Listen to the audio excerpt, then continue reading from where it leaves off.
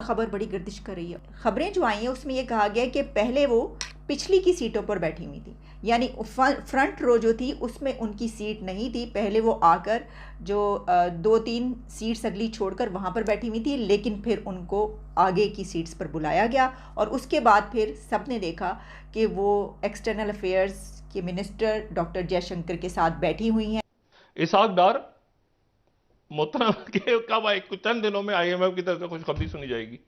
चंद दिन, काफी महीनों से कह रहे हैं चंद डॉक्टर दिन के साहब। बाद खुशखबरी ये होती है कि डॉलर इतने का हो गया, ओपन मार्केट में 300 से ऊपर का जा रहा है। 300 से ऊपर, 310।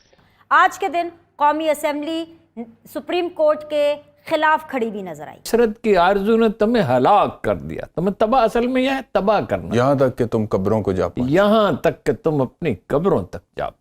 वजीर आजम सुप्रीम कोर्ट के फैसले को इंतखाबात के हवाले से सीधी तरह मुस्तरद करते हैं। अहम खबर दें आपको, वजीर खजाना इसहाक डार का दौरा अमरीका मुलतवी। जराये के मुताबिक IMF और वर्ल्ड बैंक के इजलासों में शिरकत करना थी।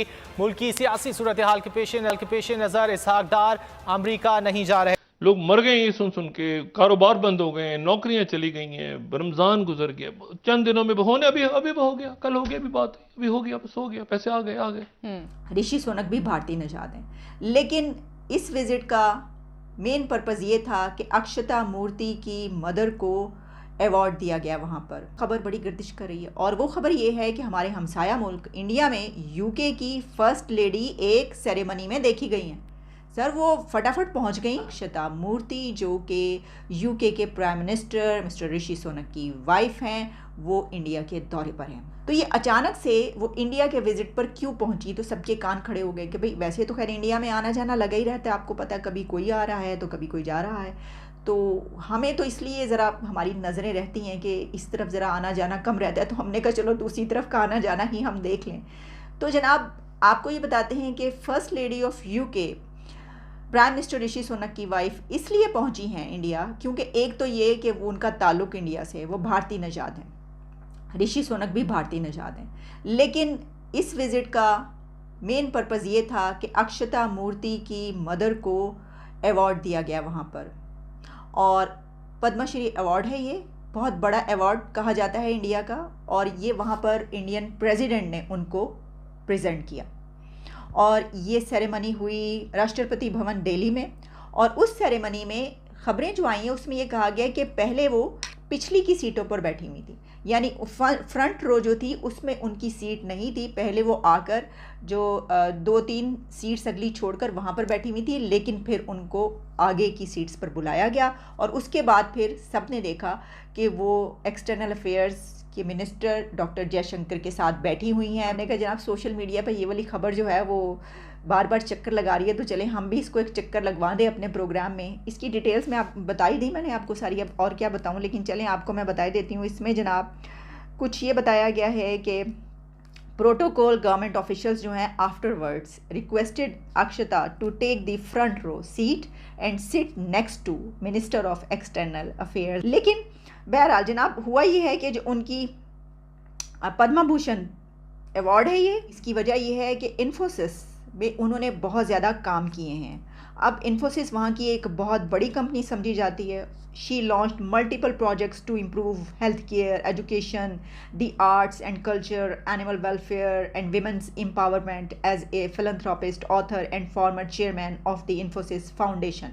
इस बिना पर उनको ये अवार्ड दिया गया। वैसे वो काफ़ी उनकी खिदमातें इससे कब खिदमात भी होती, तो क्योंकि अब वो प्राइम मिनिस्टर ऑफ UK ऋषि सोनक की वालदा हैं, तो उनको अवार्ड तो बनता था। हमारे भी वैसे अब क्योंकि वो आ गए हैं, आपको पता है, स्कॉटलैंड में, तो फटाफट पाकिस्तान को चाहिए कि कॉपी कैट बन जाए और स्कॉटलैंड के उनको जो है वो अवार्ड देने का यहाँ पे ऐलान कर दे। वो कहे जनाब हमारे जो है मौजूद हैं, उनकी वाइफ को बुलाया जाए, सबको बुलाया जाए और उनकी खिदमात को देखें या ना देखें, आप फटाफट बुलाकर बस अवार्ड दें। कहीं नहीं होता वो पाकिस्तान में होता है, और आज दोबारा से एक ऐसा ही दिन था। आज के दिन कौमी असेंबली सुप्रीम कोर्ट के खिलाफ खड़ी भी नजर आई। अगर मैं बात करूं आज की नेशनल असेंबली की प्रोसीडिंग्स की, तो उसमें करारदाद पेश की गई। करारदाद का वन लाइनर ये है कि भाई जो पूरा ऐवान है वो वज़ीर आज़म के पीछे खड़ा है, वज़ीर आज़म के साथ खड़ा है, और वज़ीर आज़म सुप्रीम कोर्ट के फैसले को इंतखाबात के हवाले से सीधी तरह मुस्तरद करते हैं।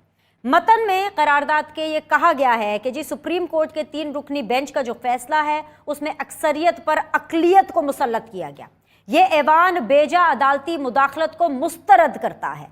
ऐवान वजीर आजम और काबीना को पाबंद करता है कि वो सुप्रीम कोर्ट के फैसले पर अमल ना करे। ये ऐवान मुल्क में एक ही वक्त में आम इंतखाबात के इनेकाद को मसाइल का हल मानता है। अब ये करारदाद बहुत मुश्किलों से, बहुत डरते डराते, बहुत बचते बचाते पेश की गई और इस करारदाद को पेश करने के लिए इंतखाब भी बाप के MNA का किया गया, जिनका नाम है वेरी ऑनरेबल कादर मक्सी साहब। अब हुकूमत ये इकदाम करके बहुत खुश हो रही है, लेकिन उनको सिर्फ एक छोटा सा रियलिटी चेक देना है, और वो रियलिटी चेक ये है कि करारदादों से आखिर होता क्या है। एटलीस्ट करारदादों से सुप्रीम कोर्ट के दिए गए फैसले उन पर कोई असर नहीं होता। इसकी एक छोटी सी मिसाल ये है आपको समझाने के लिए कि अगर करारदादें इतनी ही इंपॉर्टेंट होती और अगर करारदादों से इतना ही फर्क पड़ता तो आज कश्मीर हमारा यानी पाकिस्तान का होता, क्योंकि माजी में डेकेड्स बिफोर जितनी करारदादें कश्मीर के मुद्दे पर अक़वाम मुत्तहिदा में पेश की गई, नेशनल असेंबली में पेश की गई, उससे ज़्यादा करारदादें मेरा नहीं ख्याल कि किसी भी मुद्दे के ऊपर, किसी भी इशू के ऊपर पेश की गई होंगी। लेकिन आज भी कश्मीर हमारा नहीं है। कह रहा हूं कि पाकिस्तान पे बताओ, अब पाकिस्तान में अब क्या हम 5G को मिस कर गए हैं, या 5G हमने फौरी तौर पे कोई इस्तेहकाम लाके देखें। माशी इस्तेहकाम नहीं आ रहा, रुके हुए हैं। अगले चंद दिनों में खुशखबरी सुनेंगे। चंद दिन लोग अब कहते हैं यार एक मिनट बैठ जाओ, लोग मर गए ये सुन के, कारोबार बंद हो गए हैं, नौकरियां चली गई हैं, रमजान गुजर गया, चंद दिनों में होने अभी हो गया, कल हो गया, अभी बात अभी हो गया, बस हो गया, पैसे आ गए पैसे के आगे कर्जा आ गया। वो कर्जे के बाद सुने शराइत ही नहीं पूरे होके दे रही उनकी। कभी वो कहते खत लिखो, कभी वो कहते खत के अपने खत में स्पेलिंग गलत लिखे। ये एक होता है ना कि आप बात तो करें उनसे, खत क्या लिख रहे हैं, और खत भी ऐसे कि यूर मोस्ट ओबीडियंट